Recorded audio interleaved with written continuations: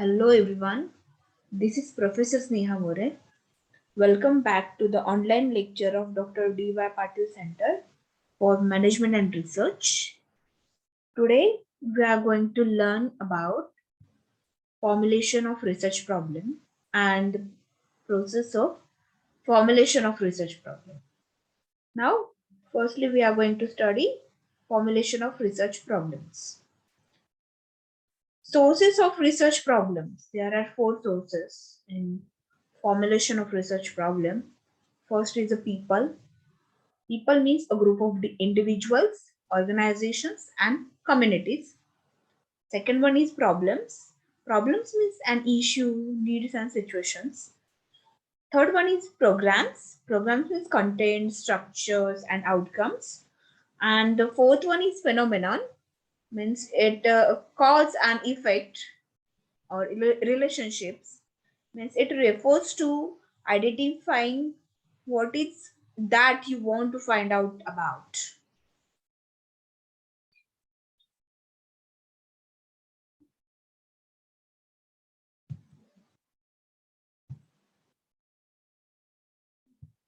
Then now we are going to study process of formulation research problem. There are 7 process of formulation research problem. We are going to study one by one. Now, firstly, we are going to study identify a field or area of interest.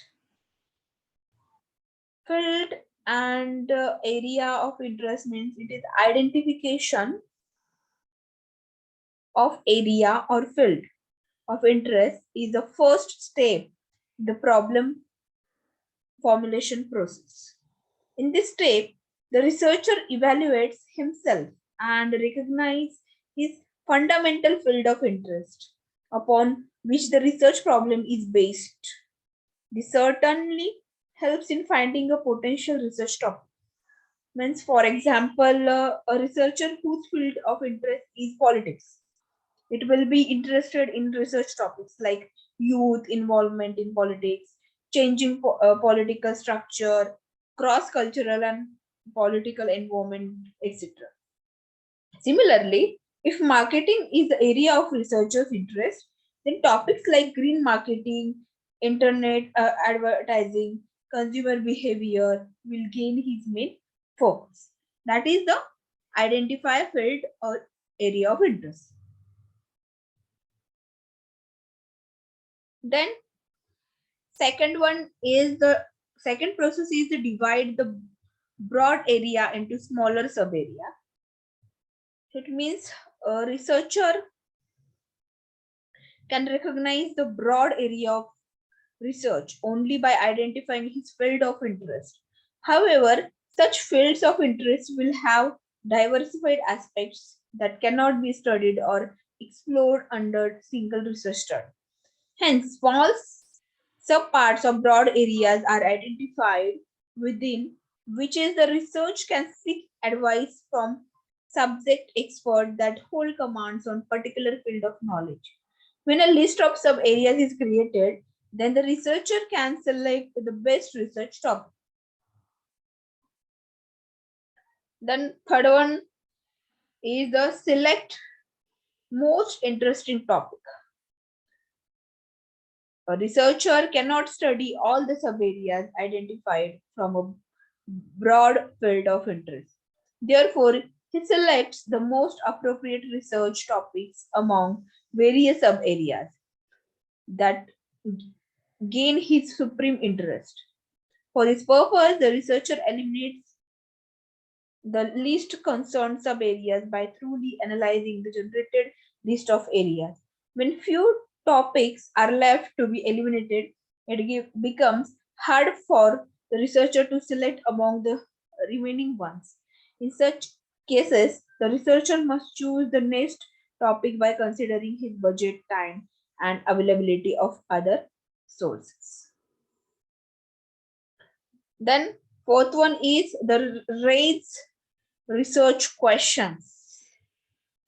After selecting the most appropriate research topic, the research topic, the researcher select the main problem or issue which needs to be investigated. For example, the researcher raises a research question against the chosen topic and lists them. If the number of research questions become difficult to study or unmanageable, then the elimination process can be repeated again for bringing down the research question up to a controllable limit. That is the research question. Then formulate the objectives. Under this step, the researcher formulates his research objectives. These goals and objectives will originate from research questions listed in the previous step.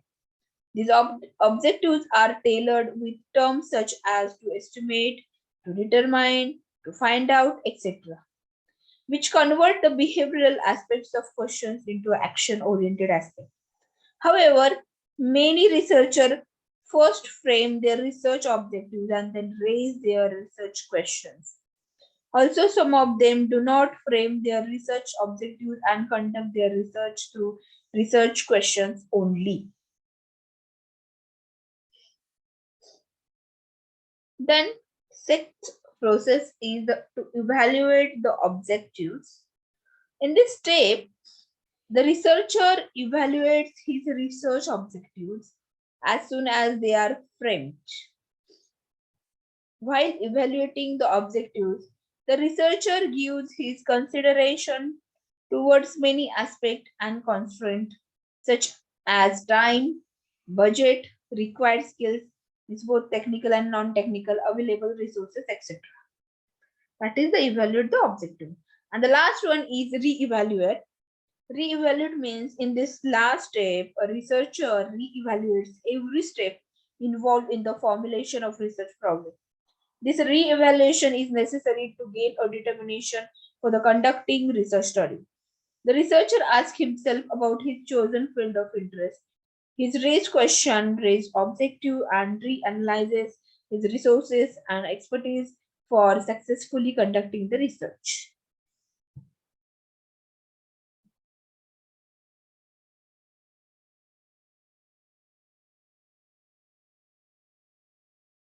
That is about today. Thank you so much.